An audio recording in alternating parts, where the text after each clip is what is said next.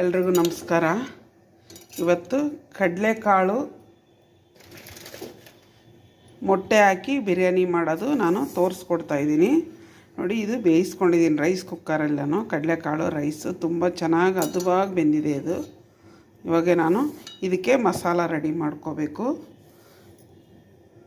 ಒಂದು 2 hour 3 hour 2ರಿಂದ 3 hour ನೆನೆಸಿಟ್ಟಿದ್ದು ಕಡಲೆಕಾಳಿದು. ಚೆನ್ನಾಗಿ ನೆಂದಿತ್ತು. 2 ಜೊತೆಗೆ ಹಾಕಿ ಬೆಂದ್ರೂ ಕರೆಕ್ಟಾಗಿ ಬೆಂದಿರುತ್ತೆ. ರೈಸೂ ಅಷ್ಟೇ ನೋಡಿ, ಕಥ ಬೆಂದಿದೆ.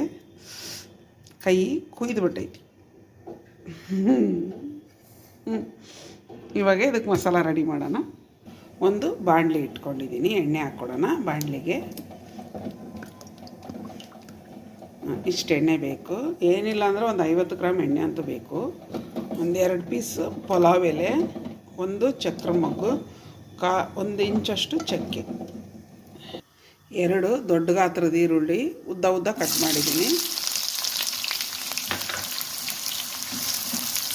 ಚೆನ್ನಾಗಿ ಹುರ್ಕೋಬೇಕು ಈರುಳ್ಳಿ, ಬ್ರೌನ್ ಕಲರ್ ಬರೋವರೆಗೂ. ಬ್ರೌನ್ ಕಲರ್ ಆಗಿದೆ. ಇವಾಗ ಟೊಮೊಟೊ ಹಾಕೋಣ. 4 ಟೊಮೊಟೊ. ಇದು ಶುಂಠಿ ಬೆಳ್ಳುಳ್ಳಿ ಪೇಸ್ಟ್ ಹಾಕೋಣ. 1.5 ಸ್ಪೂನಷ್ಟು ಹಾಕೋಣ. ಟೇಬಲ್ ಸ್ಪೂನು 1.5 ಟೇಬಲ್ ಸ್ಪೂನ್ ಹಾಕೋಣ. ಧನಿಯಾ ಪುಡಿ 1/2 ಸ್ಪೂನು, ಖಾರದ ಪುಡಿ 1/2 ಸ್ಪೂನು, ಸ್ವಲ್ಪ ಅರಿಶಿನ ಪುಡಿ, ರುಚಿಗೆ ತಕ್ಕಷ್ಟು ಉಪ್ಪು, ಇಷ್ಟನ್ನು ಹಾಕ್ಕೊಳೋಣ. ಸ್ವಲ್ಪ ಚಿಕನ್ ಮಸಾಲ ಹಾಕ್ಕೊಳೋಣ. 1 ಸ್ಪೂನಷ್ಟು ಚಿಕನ್ ಮಸಾಲ ಹಾಕಿದ್ದೀನಿ. ಸ್ವಲ್ಪ ಹೊತ್ತು ಲಿಡ್ ಕ್ಲೋಸ್ ಮಾಡೋಣ. ಲಿಡ್ ತೆಗಿಯೋಣ. ನೋಡಿ, ಮುಚ್ಚಣಿಕೆ ತೆಗ್ದಿದ್ದೀನಿ. ಇವಾಗ 2 ನಿಮಿಷ ಅಷ್ಟು ಮುಚ್ಚಿಟ್ಬಿಟ್ರೆ ಇದೆಲ್ಲ ಮೆಲ್ಟ್ ಆಗುತ್ತೆ ನೀಟಾಗಿ. ಇವಾಗ ಚೆನ್ನಾಗಿ ಚೆನ್ನಾಗಿ ತಿರ್ಸ್ಕೊಂಡಿದ್ದೀನಿ. ನಾನು ಸ್ವಲ್ಪ ಹೊತ್ತು ಲಿಡ್ ಕ್ಲೋಸ್ ಮಾಡೋಣ.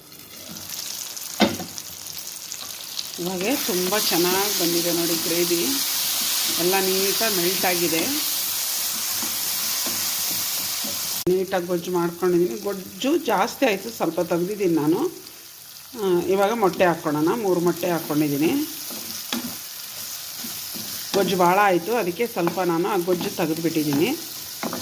ನೆಕ್ಸ್ಟ್ ಅನ್ನ ಮಾಡಿದರೂ ನಾವು ಅದನ್ನು ಕಲಿಸ್ಕೊಂಡು ತಿನ್ಬೋದು. ಭಾಳ ಚೆನ್ನಾಗಿರುತ್ತೆ ಗೊಜ್ಜು. ನೋಡಿ, ಇಷ್ಟು ಸಾಕು. ಇದು ಇಬ್ಬರಿಗೆ ಆಗೋವಷ್ಟಿದೆ ಇದು ಗೊಜ್ಜು. ಭಾಳ ಅನ್ನ ಇತ್ತು ನಮ್ಮದು.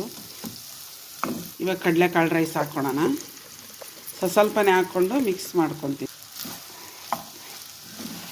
ಕಡಲೆಕಾಳು ಈ ಉಪ್ಪು ಹಾಕಿ ಬೇಯಿಸಿರೋದಲ್ವ, ರುಚಿಯಾಗೇ ಇರುತ್ತೆ.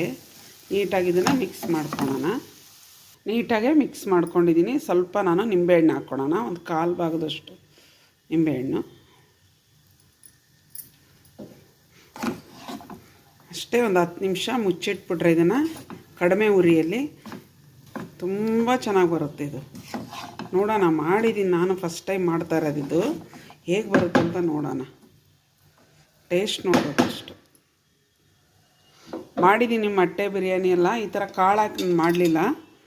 ಮುಚ್ಚಿಕೋಣ 5 ನಿಮಿಷ ಕಡಿಮೆ ಉರಿಯಲ್ಲಿ. ಇವಾಗಿದು ರೆಡಿಯಾಗಿದೆ. ನಾನು ಸರ್ವ್ ಮಾಡ್ತೀನಿ. ವಾವ್, ಸೂಪರಾಗಿ ರೆಡಿಯಾಗಿದೆ ನೋಡಿ. ಸಕ್ಕತ್ತಾಗಿ ಬಂದಿದೆ. ಟೇಸ್ಟ್ ಹೆಂಗಿದೆ ಅಂತ ಗೊತ್ತಿಲ್ಲ. ಫಸ್ಟು ನಾನು ಟೇಸ್ಟ್ ಮಾಡಿ ನೋಡೋಣ.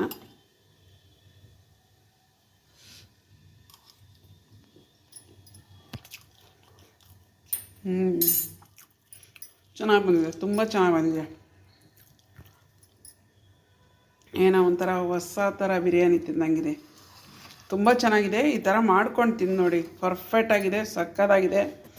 ತಿಂದು ನೋಡಿ. ನಮ್ಮ ಚಾನಲ್ ನೋಡಿರಿ, ಸಬ್ಸ್ಕ್ರೈಬ್ ಮಾಡಿ, ಕಮೆಂಟ್ಸ್ ಹಾಕಿ, ಶೇರ್ ಮಾಡಿ, ಲೈಕ್ ಮಾಡಿ.